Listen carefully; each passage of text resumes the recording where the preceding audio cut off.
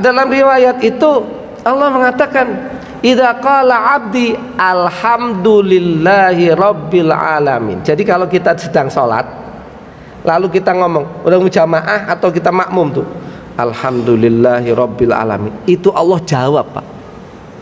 Sahih ini hadis qudsi, hamidani abdi, itu jawabnya Allah, hambaku sedang memujiku. Begitu.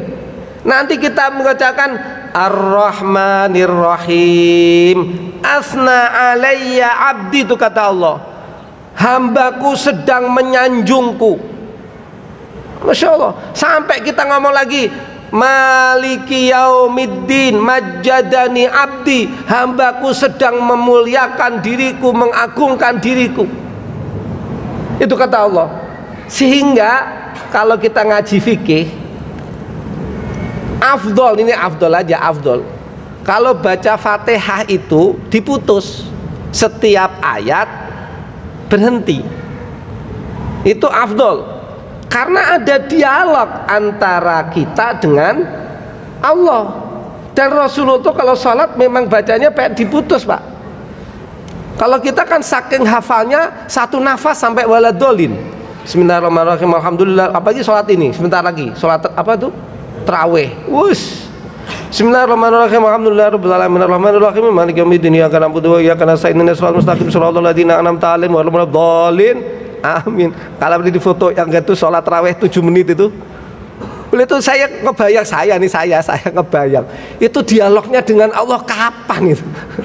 Padahal Allah jawab alhamdulillahi rabbil alamin, itu Allah jawab hamidani abdi, Allah pujiin hambaku. Itu disaksikan seluruh malaikat setiap sholat, Pak, baik sholat fardu ataupun sholat sunnah. Sampai nanti kita baru iyyaka na'budu wa iyyaka nasta'in, itu langsung Allah, hadza baini wa baina abdi wa li abdi masa'al, ini separuh untuk aku, separuh untuk hambaku. Wa li abdi masa'al, dan untuk hambaku apa yang dia minta. Apa yang kita minta, Pak, itu dijawab oleh Allah, wa li abdi masa'al. Makanya kalau kita sebetulnya sholat sambil minta, pasti dijawab oleh Allah. Oh, itu hadisnya sahih. Belum nanti hadis-hadis yang lain. Kalau kita baca Fatihahnya benar, ihdinas siratal mustaqim wa hadzal li'ab, ini untuk hambaku nih, ihdinas siratal mustaqim, ya Allah tunjukkan kami jalan yang lurus, siratal ladzina an'amta 'alaihim ghairil maghdubi 'alaihim waladdallin, amin. Wali abdi masal, ini dah hambaku minta apa dikabulkan. Wali abdi masal itu untuk hambaku apa yang diminta. Nah, cuma kadang-kadang sholat kita itu nggak ada apa ya, kita nggak merasa asarnya. Mungkin tadi itu baca Fatihahnya kita juga belum menikmati, sehingga wajib.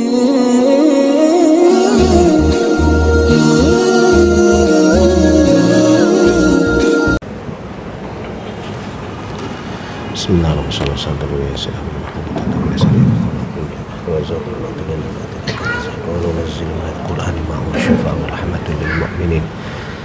Wala yazidu dhalimina il khasara.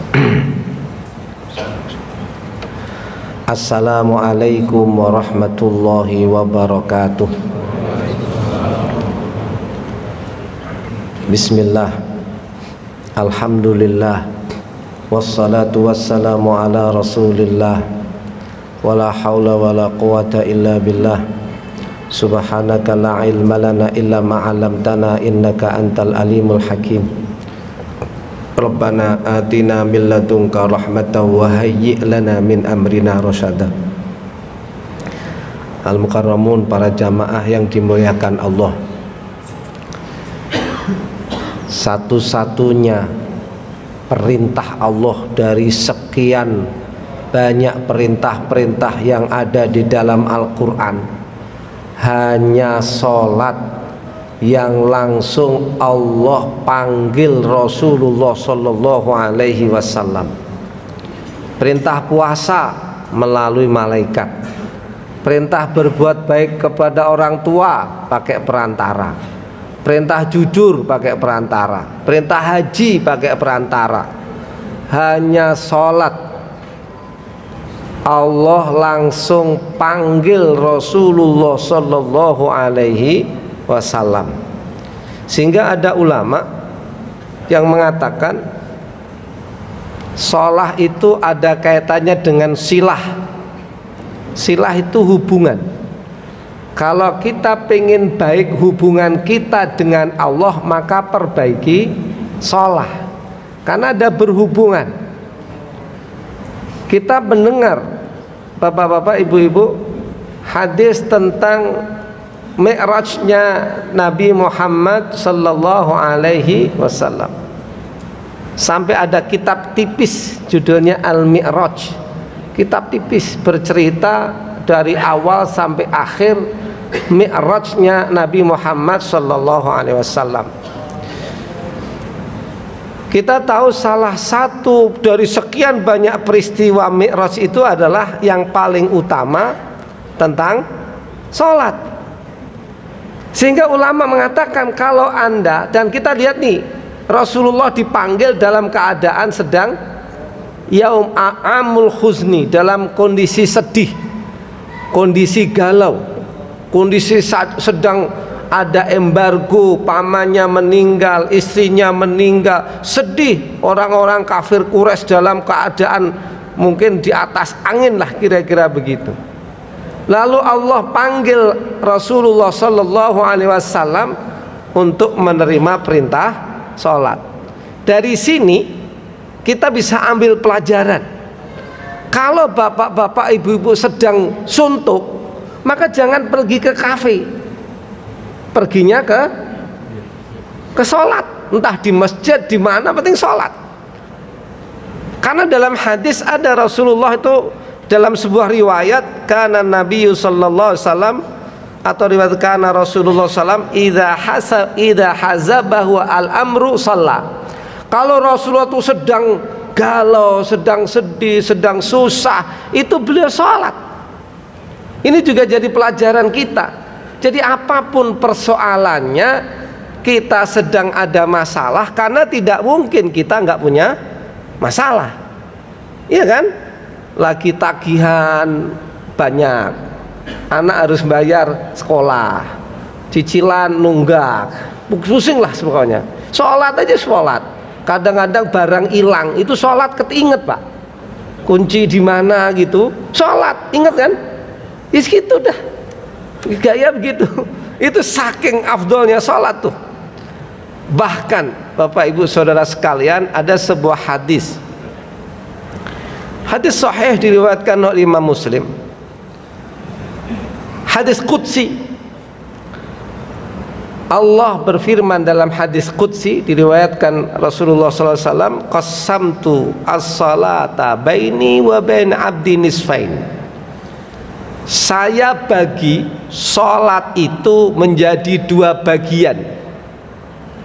Wali abdi masa'al, sebagian untukku kata Allah, dan sebagian untuk hambaku. Hadis sahih ini. Lalu dari hadis itu dilanjutkan,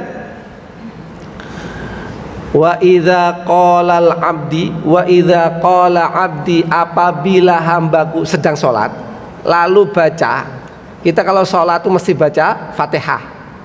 Riwayat ini bapak ibu menggunakan idza qala abdi, idza qala abdi alhamdulillahi rabbil alamin. Nah ini kalau kita ngaji fikih, perdebatan ulama, baca Fatihah pakai bismillah atau enggak. Ya itu, karena riwayat ini Rasulullah mengatakan idza qala abdi. Di sini kalau Fatihahnya sholatnya pakai bismillah enggak, Tat? Bismillahirrahmanirrahim, atau langsung alhamdulillahi rabbil alamin gitu. Bapak-bapak setuju yang mana? Yang pakai apa yang enggak pakai? Pakai, tapi kenceng atau enggak gitu kan? Enak yang kenceng apa yang enggak? Yang sesuai Rasulullah gitu misalnya. Yang mana? Kita tuh harus banyak ngaji Bapak Ibu. Ini saya belokin dikit ya. Kalau kita ngaji itu nggak pakai guru, kita bisa tersesat. Beneran. Kita sering berdalil gini, semua kalau nggak ada dicontohkan Nabi nggak boleh. Loh, kita tuh malah nanti bisa tersesat. Ayo saya contohin Bapak Ibu. Rasulullah itu merintahkan azan apa enggak? Kalau mau sholat azan, sunnah enggak sih? Sunnah kan? Kalau mau sholat walaupun jamaah atau sendiri, azan dan qomat sunnah apa enggak? Sunnah. Rasulullah pernah azan enggak Bapak Ibu? Ayo, pernah dengar Rasulullah itu azan? Yang azan siapa? Pernah Rasulullah azan gitu? Lebih dahsyat lagi Bapak Ibu, kalau kita baca-baca hadis gitu, kan ada riwayat mangqala fi akhiri kalamihi la ilaha illallah dakhalal jannah. Barang siapa di akhir ujung hayat mengucapkan la ilaha illallah dakhalal jannah. Pertanyaan begini, ketika Rasulullah intiqal ila rafiqil ala, baca la ilaha illallah enggak Pak? Ayo. Tidak Pak, nggak baca la ilaha illallah. Padahal beliau mengatakan barang siapa mengucapkan la ilaha illallah dakhalal jannah. Nah, ini butuh ngaji, begitu butuh ngaji. Tapi Rasul nggak mungkin, masa nggak mau nggak mengatakan la ilaha illallah. Tapi nggak ada riwayat mengatakan di akhir kalamnya itu, nggak ada. Nah, nanti kita ngaji khusus, itu belok sendiri. Ini namanya ngaji harus dengan guru, jangan ngaji pokoknya dikit-dikit. Hadisnya ada nggak? Dalil mana dalil? Dalil Qur'annya mana? Kalau semuanya. Nah, itu namanya. Nah, kita belok ke sholat. Nah, dalam riwayat itu Allah mengatakan, idza qala abdi alhamdulillahi rabbil alamin. Jadi kalau kita sedang sholat, lalu kita ngomong, udah jamaah atau kita makmum tuh, alhamdulillahi rabbil alamin, itu Allah jawab Pak. Sahih ini hadis qudsi, hamidani abdi, itu jawabnya Allah, hambaku sedang memujiku. Begitu. Nanti kita mengucapkan ar-rahmanir rahim, asna alayya abdi, itu kata Allah, hambaku sedang menyanjungku. Masya Allah. Sampai kita ngomong lagi, maliki yaumiddin majjadani abdi, hambaku sedang memuliakan diriku, mengagungkan diriku. Itu kata Allah. Sehingga kalau kita ngaji fikih, afdol, ini afdol aja, afdol, kalau baca Fatihah itu diputus setiap ayat, berhenti. Itu afdol. Karena ada dialog antara kita dengan Allah. Dan Rasulullah itu kalau sholat memang bacanya diputus Pak. Kalau kita kan saking hafalnya satu nafas sampai waladolin, bismillahirrahmanirrahim, alhamdulillah. Apalagi sholat ini, sebentar lagi sholat apa tuh? Terawih. Wush. Bismillahirrahmanirrahim, alhamdulillahirabbil alamin, arrahmanirrahim, maliki yaumiddin, iyyaka na'budu wa iyyaka nasta'in, ihdinas siratal mustaqim, siratal ladzina an'amta 'alaihim ghairil maghdubi 'alaihim. Amin. Kalau beli di foto yang itu sholat raweh 7 menit itu, itu saya ngebayang, saya ngebayang itu dialognya dengan Allah kapan itu.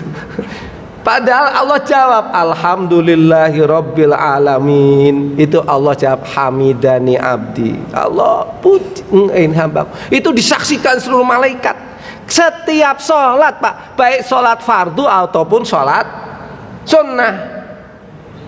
Sampai nanti kita baru iyyaka na'budu wa iyyaka nasta'in, itu langsung Allah hadza baini wa baina abdi wa li abdi masa'al, ini separuh untuk aku, separuh untuk hambaku.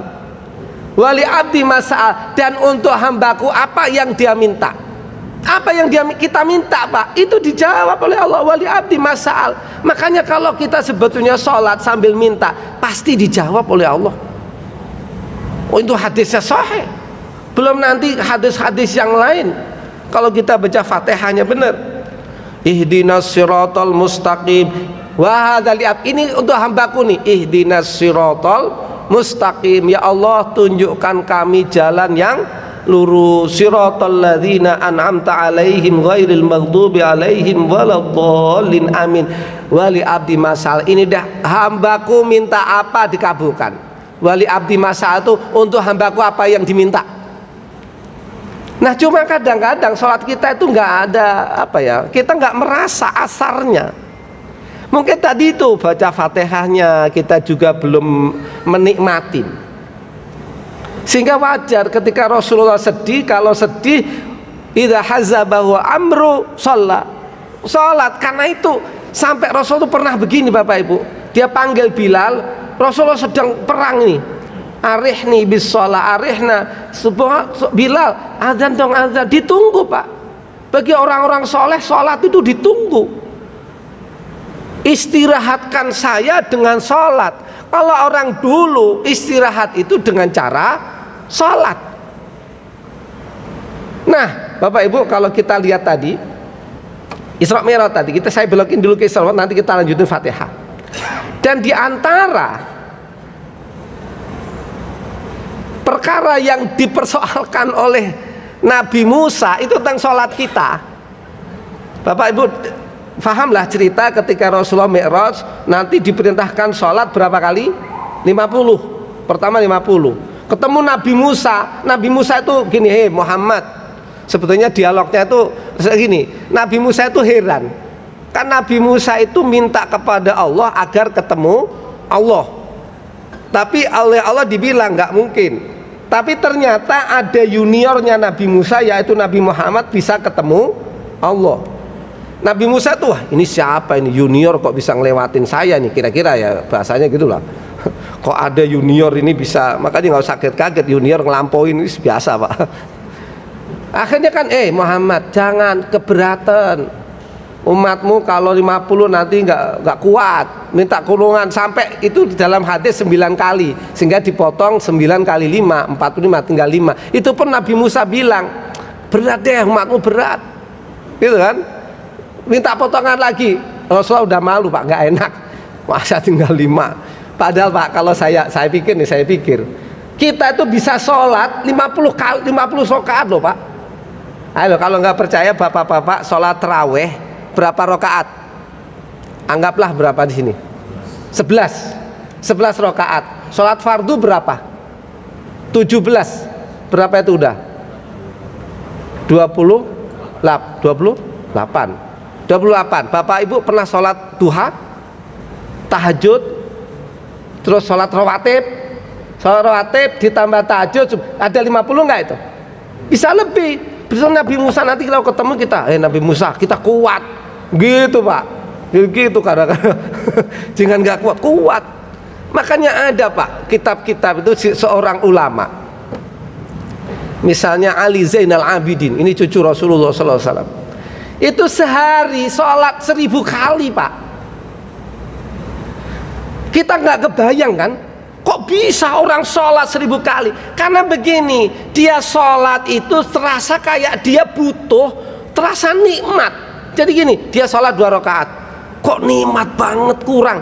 Kayak bapak sedang lapar, makan enak, mau nambah nggak? Nambah.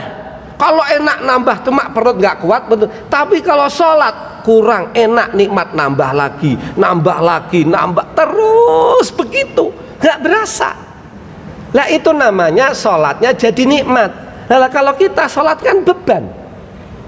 Ya duhur lah, ya asar kan beban, ngomong ya itu ada beban. Kalau sholat itu jadi nikmat, itu nggak beban Pak. Ada sebuah kisah, Allah boleh percaya boleh enggak lah. Ini ada wali kekasih Allah gitu, ulama. Dia di mana? Di surga. Di surga itu ada perintah sholat nggak Pak? Enggak kan? Nggak ada kan?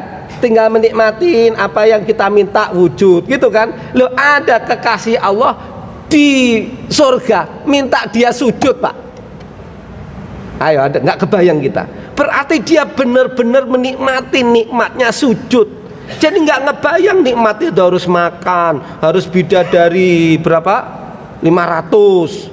Enggak, udah dia pengen nikmatnya sujud menghadap Allah. Karena kata dalam hadis itu, sedekat-dekatnya seorang hamba dengan Allah itu ketika sujud Pak. Itu adalah waktu dan saat yang paling dekat antara kita dengan Allah. Karena apa? Kita di otak, kepala ini Pak, di waktu yang paling kita rendahkan otak kita, kita rendahkan kepala kita, dia paling rendah itu kita mengagungkan Allah, itu yang paling dekat kita dengan Allah. Itu makanya sujud dilamain. Kenapa? Bangga.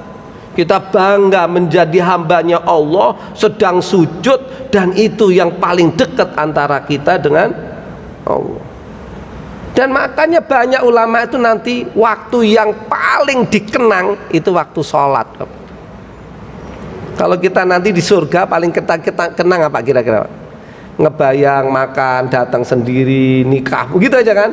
Nah kalau orang-orang begini udah enggak, enaknya sholat, dikit-dikit sholat, begitu. Tapi ini cerita orang dekat sama Allah, Pak. Kalau makom kita sederhana aja lah, nggak usah banyak-banyak, sholat fardu 5 kali, cukup. Dan itu ada riwayatnya, Pak. Ada seorang Arab Badui, orang kampung, datang, ya Rasul, apa yang diperintahkan? Sholat 5 waktu, demi Allah saya nggak nambahin, nggak pakai sholat sunnah, Pak. Tidak ada itu riwayatnya. Jadi pakai yang ringan-ringan, sholatnya nggak usah panjang-panjang, 5 waktu, nggak usah rawatib, nggak usah duha, kata orang. Apalagi puasa, demi Allah saya nggak nambah lagi selain Ramadan, nggak pernah puasa Senin Kemis, puasa Daud, nggak pernah. Setelah pergi Rasul mengatakan, sahabat-sahabatku, kalau pengen melihat ahli surga, dia tuh. Nah, begitu tuh. Lah ini tentang sholat nih. Jadi sudahlah, kalau makom kita ya cukup 5 waktu, tapi yang baik gitu. Nah itu yang luar biasa Bapak Ibu Saudara sekalian. Maka tidak lain, ayo kita baikin sholat kita. Kita di Fatihah terutama. Fatihah itu adalah dialog. Sampai Rasul mengatakan la sholata illa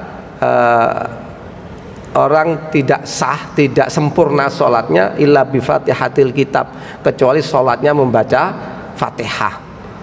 Bahkan Pak, cerita-cerita tentang sholat itu hadis-hadis, Masya Allah. Satu lagi nih Pak, saya kisahkan. Ada sahabat sholatnya panjang. Nah, ini menjadi dalil fikih kita nih. Sholatnya panjang, kemudian ada sahabat yang lain itu, ini sholat Isya, dia baca sampai Ali Imran, Al-Baqarah sampai Al-Imran, panjang, kemalaman. Dia protes, dia sholat sendirian, mutuskan. Akhirnya besok pagi sahabat yang lain lapor, ya Rasul, si fulan begini sholat sendirian. Mu'ad jadi imam. Mu'ad dipanggil Rasulullah, Mu'ad, kenapa kamu sholat panjang-panjang? Afattanun anta ya Mu'ad, kenapa sholat panjang-panjang? Malah itu diwanti-wanti, janganlah sholat panjang-panjang. Artinya panjang itu ada riwayat, kalau sholat panjang ada larangan. Justru ada sholat pendek itu dibenarkan Rasulullah. Sahabat yang lain kalau ngimamin surat Al-Ikhlas, Pak. Tiap kali sholat mesti Al-Ikhlas, dipanggil. Kenapa kamu suratnya pakai Ikhlas terus? Saya senang ya Rasul. Ya sudah, bagus. Malah nggak dilarang.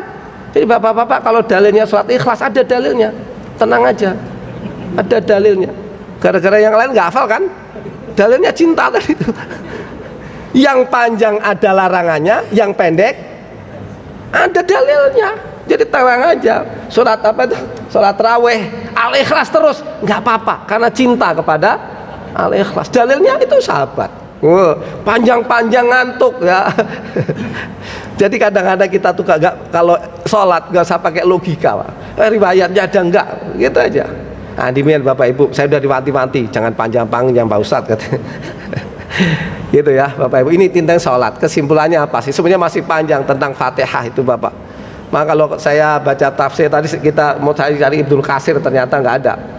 Di tafsir Ibnu Katsir mengutip sebuah ayat hadis tadi. Bahkan ada satu pelajaran di surat Fatihah, itu pelajaran untuk kita. Ketika kita ngomong ihdinas siratal mustaqim, ya Allah tunjukkan saya jalan yang lurus. Bapak-bapak ngebayang jalan yang lurus itu jalannya siapa Bapak Ibu? Jalan Allah dan Rasulnya enggak? Ayat ini enggak nyebutkan itu Pak. Kalau kita pengen sholat yang baik, beragama yang baik, dalam Fatihah ditunjukkan jalan yang lurus itu jalan orang Pak. Jadi kita nggak bisa langsung ngikutin Allah, ngikutin Rasul, itu nggak bisa.